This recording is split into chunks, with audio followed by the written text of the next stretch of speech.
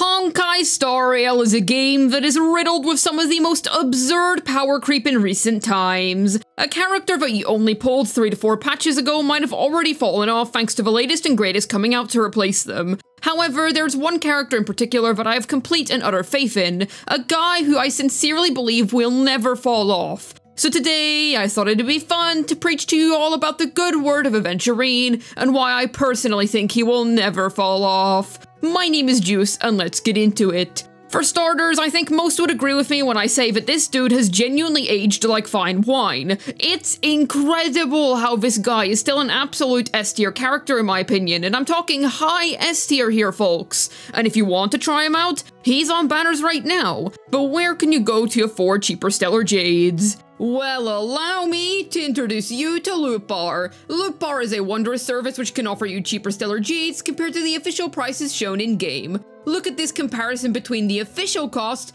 and the Loot Bar cost. New users get a wonderful 8% off, and the prices are up to 20% cheaper compared to the official channel. Loot Bar is a completely safe service and has countless positive reviews. Yet, how does it actually work? Well, first input your UID. That's right, you need no login information whatsoever. Choose your desired package, and then look at that. More Stellar Jades for me. This is all legit since the site uses a VPN, which is how they cheapen the Stellar Jades, and official top-up methods are used. Check out Loot Bar today to save on all your gacha needs. This guy is genuinely one of the most powerful characters in the meta for a reason. When he came out, it was actually before the entire follow-up attack meta was running around the place. Sure, we did indeed have the Ratio Topaz team fully kitted out with this dude's arrival, later receiving another upgrade when Robin got added into the picture, but we didn't have said pop singer when he came out. So at the time, the main quality we had to appreciate about him were his insanely good shielding capabilities, alongside the other inherently neat things about him, such as featuring a debuff within his ult, or the fact that he is the most feature-packed defensive option that we have ever gotten thus far.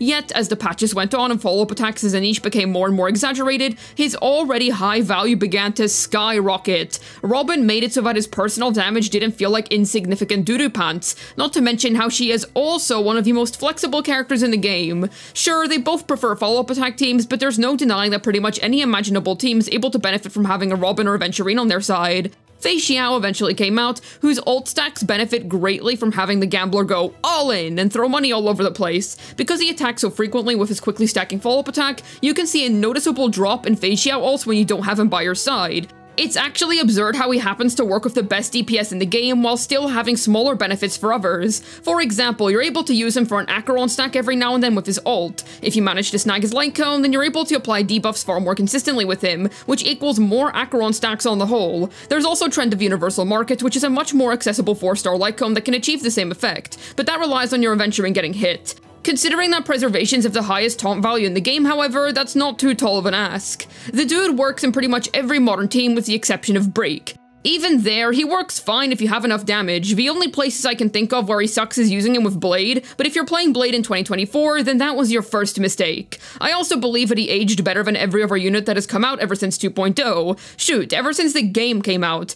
The only other characters I can name who I feel aged just as well as him over the course of a few patches are Raw Mei, Robin, and perhaps Topaz, who had a neat Zero to Hero story. Boot Hill as well for all you hardcore zero-cycling fiends out there. Notice how pretty much every other unit in recent times has been kinda cooked? DOT is in a rough state right now, even with Black Swan running around the place. Sparkle is good for Dylan, yes, because everyone is still using him, and even Acheron has been facing challenge in recent times with Fei Xiao claiming her throne as the best DPS. Don't get me wrong, other Penaconian-era units have aged quite well, with Jade being lovely in Pure Fiction, Firefly still being the most impressive break DPS in my opinion. Acheron herself is still doing quite well for herself, especially after Jiao Cho came out, for the 2 people that pulled for him despite Fei Xiao coming out right after him. When it comes to Aventurine, he has only gotten better as opposed to all of these other units who have either fallen off or need another 5-star or a piece of vertical investment to stay relevant. DPSs fall off and get replaced infinitely faster than sustainers do, and shoot, in Honkai Star Rail, support power creep is also a very real thing.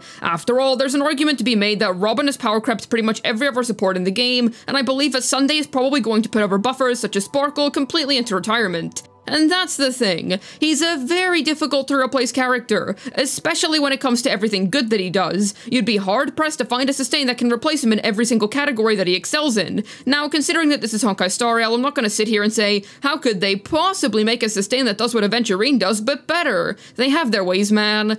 With that being said, dude, that'd have to be an insane shielder in order to knock Aventurine off of his pedestal. There's no basis for this, but I'm convinced that Stonehearts are supposed to be more permanent meta characters.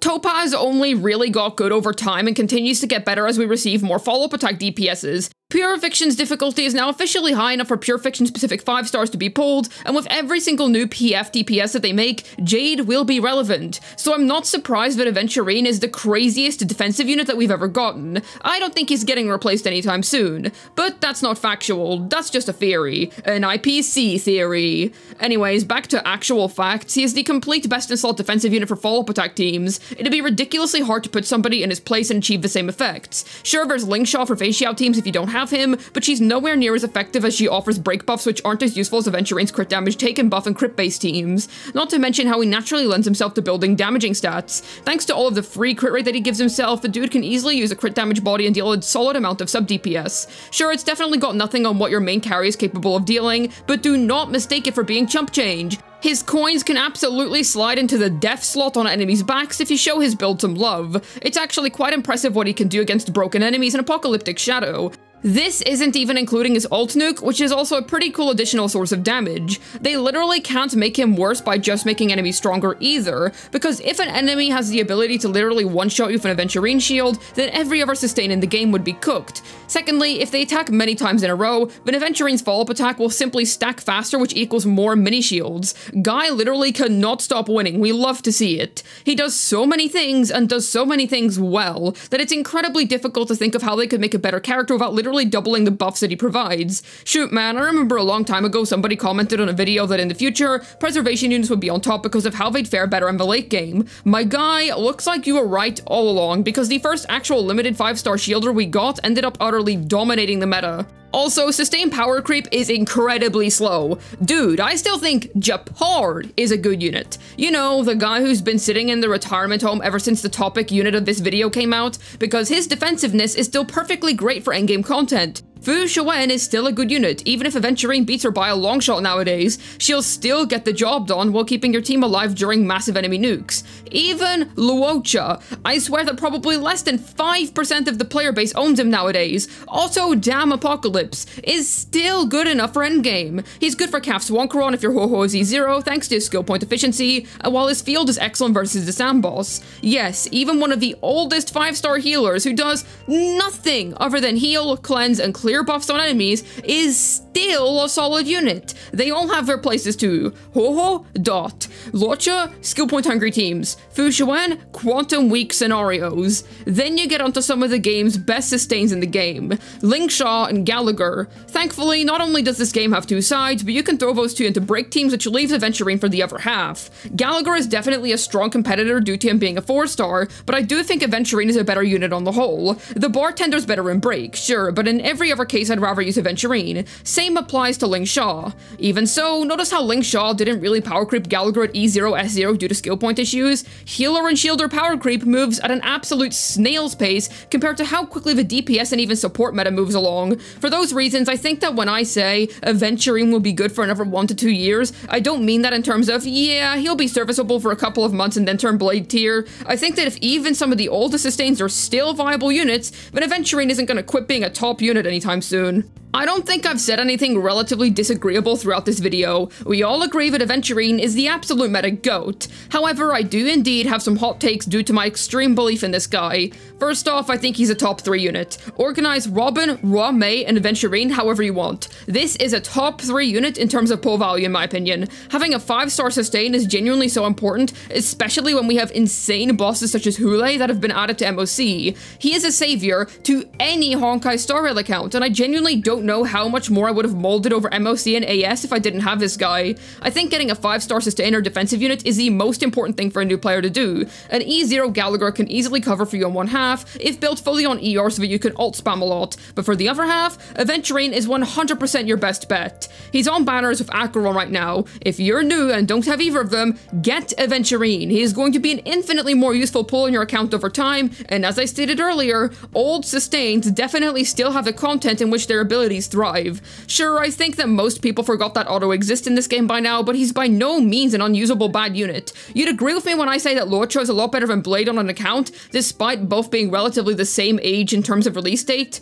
He is one of the best units in the game, and I know that many believe getting a 5-star DPS or support is more important than getting a broken 5-star sustain first, but in my opinion, if you can't survive, how are you gonna kill the enemies in the first place? Aventurine all the way, man. Sure, he has his flaws. His skill point efficiency isn't all that good, but that's nothing that can't be easily fixed with some skill point management from the rest of your team. I fully believe that because healers and shielders never truly die, quite literally as well, and that because Hoyo would have to make an unreasonably busted 5-star shielder in order to replace Aventurine, he is pretty much never gonna completely fall off. He will always have some modicum of relevancy thanks to his absurdly flexible nature, and while the Stoneheart theory is just some yap that has no real backing behind it, we're yet to see a Stoneheart get power crept, but those are just my thoughts. Even if you don't believe that he's a top 3 unit, we can all agree that he is incredibly good for any Honkai Star Rail account. There is a stupidly high amount of value packed into this kit, and I seriously doubt that we're gonna see his fall from grace anytime soon. This is such a bold claim to make in a game where units kinda die after 3 to 4 patches, maybe 5 at best,